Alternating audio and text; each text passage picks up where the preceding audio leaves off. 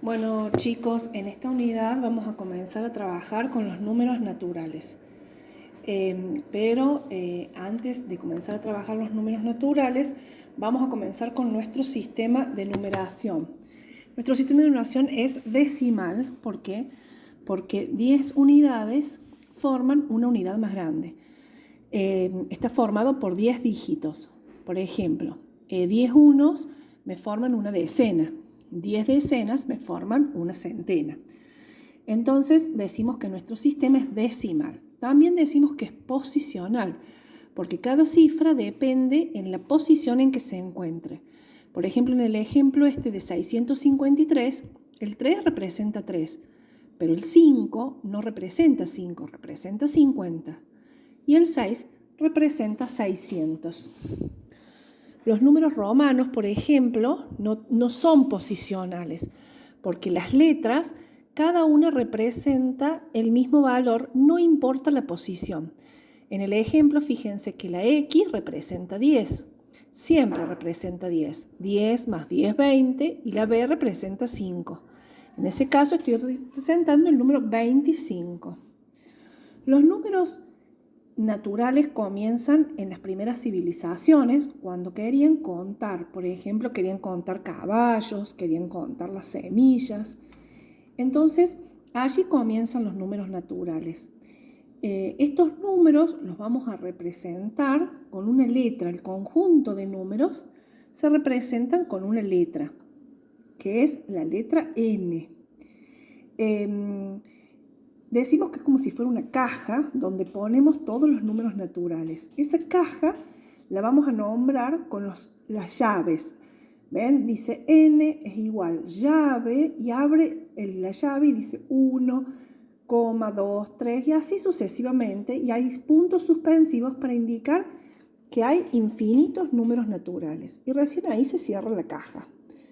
Si incluimos el 0, estamos hablando del conjunto n sub 0, que es cuando queremos incluirlo. Normalmente los números naturales comienzan en el 1, pero si lo queremos incluir tenemos que hablar del conjunto naturales sub 0. ¿Cuáles son las características o las propiedades que tiene nuestro conjunto de números naturales? Bueno, tienen, como dijimos, un primer elemento. En el caso de n va a ser el 1 y en el caso de n sub 0 va a ser el 0. No tienen un último elemento. ¿Por qué? Porque es un conjunto infinito de datos. Decimos que es un conjunto ordenado. ¿Por qué? Porque el número siguiente se obtiene siempre del anterior, o sea, es mayor que el anterior. Por ejemplo, el 7 es mayor que el 6, el 9 es mayor que el 8. Eso significa ordenado. ¿Y qué significa que sea un conjunto discreto? Que entre dos números no hay otro número natural. Por ejemplo, entre el 4 y el 5 no hay otro número. Podría estar el 4,5, por ejemplo, pero el 4,5 no pertenece al conjunto de los números naturales. Ese número, que es un número con coma, se llama número decimal, va a pertenecer al conjunto de números racionales. Y ya van a ver que tiene otra letra. Va a ser la Q, no es la letra N. Si fueran los números negativos, que son los números enteros, que también lo van a ver el año que viene con la profe Meli, se van a agrupar con la letra Z. En este caso, nuestros números naturales se agrupan con la letra N. Bueno, estas son todas las características que tienen que tener en cuenta y que las van a ir anotando en la carpeta. Después de las propiedades o características de nuestros números naturales, vamos a comenzar a ver las operaciones que hay en los números naturales. Ustedes ya han visto varias operaciones. Han visto, por ejemplo, la suma, la resta. Bueno, vamos a comenzar con la suma. Y la suma también la vamos a llamar adición. A partir de ahora la llamamos adición o suma.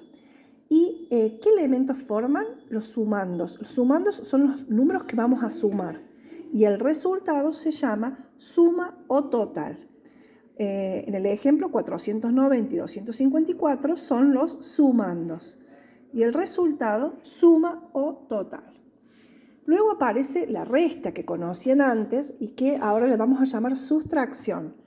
La sustracción en la sustracción interviene el minuendo, que es el número que vamos a restar, el 51, que es el número que le vamos a quitar o le vamos a sustraer, y el total, el resultado, se denomina diferencia o resta.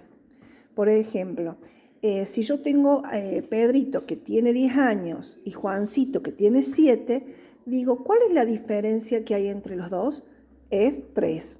Bueno, eso lo que hicimos fue una resta y es una diferencia. O sea, ese concepto es muy, muy importante que lo empiecen a encontrar o manejar, porque es un término que se usa mucho en matemáticas, el término diferencia.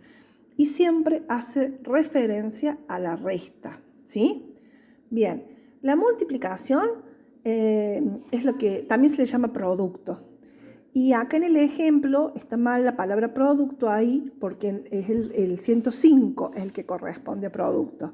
Los factores acá son 21 y 5.